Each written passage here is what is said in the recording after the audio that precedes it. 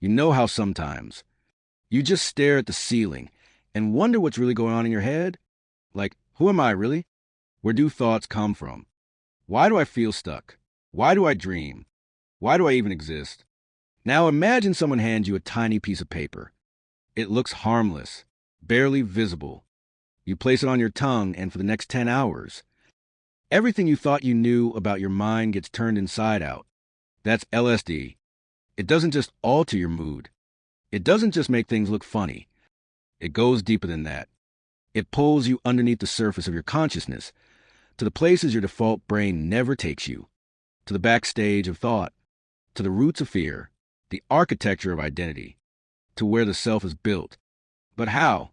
How can something so tiny, dose in micrograms, have such a massive effect?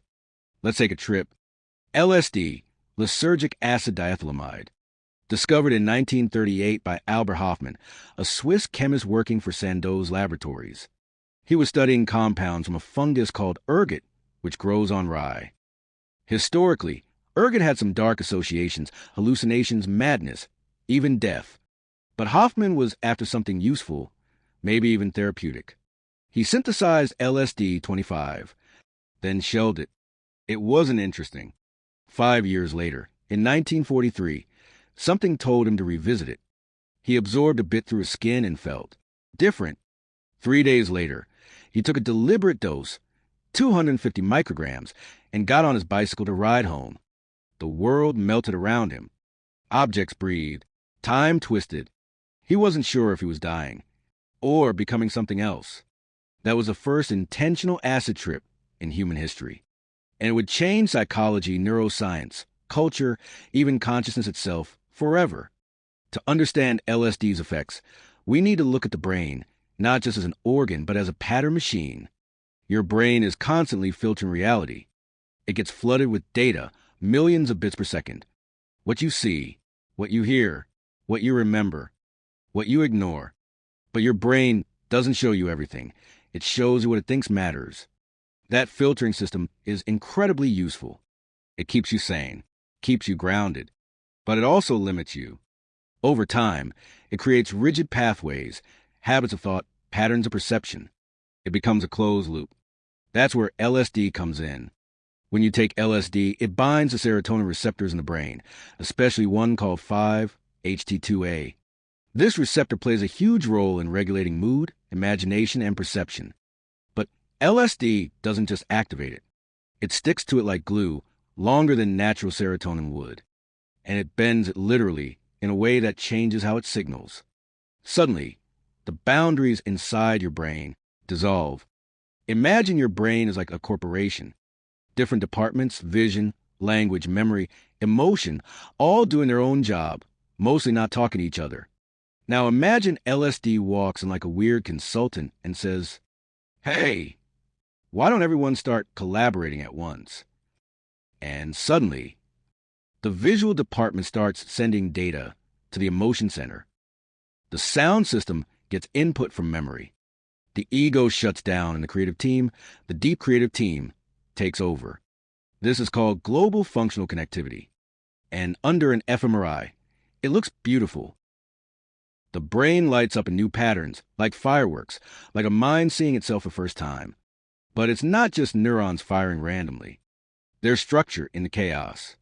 Scientists call it increased entropy, not in the sense of disorder, but in the sense of flexibility. The brain becomes less predictable, more exploratory.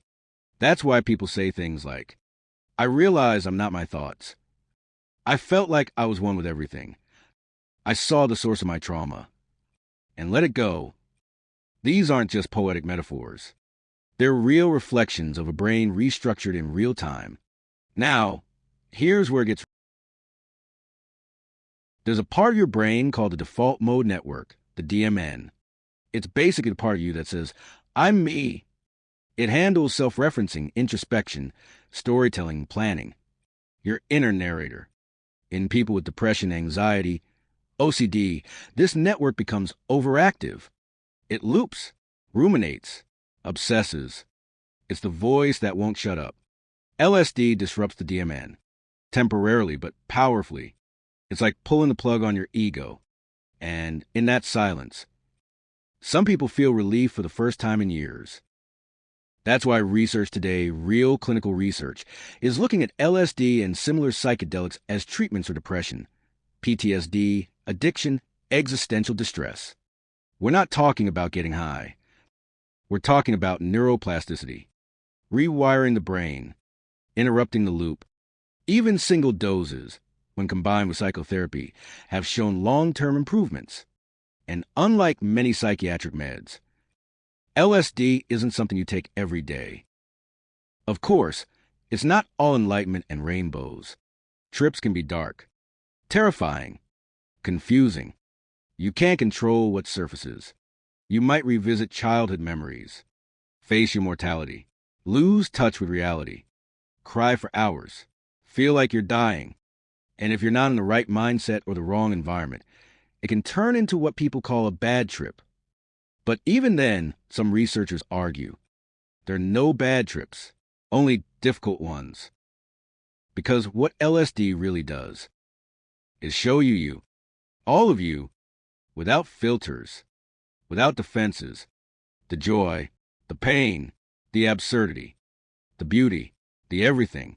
And maybe that's why, when people come back, they're not quite the same. More open, more connected, more present, more curious. LSD isn't magic. It's not a shortcut to happiness. But it is a mirror. And if you're willing to look into it, really look, you might just meet yourself for the first time.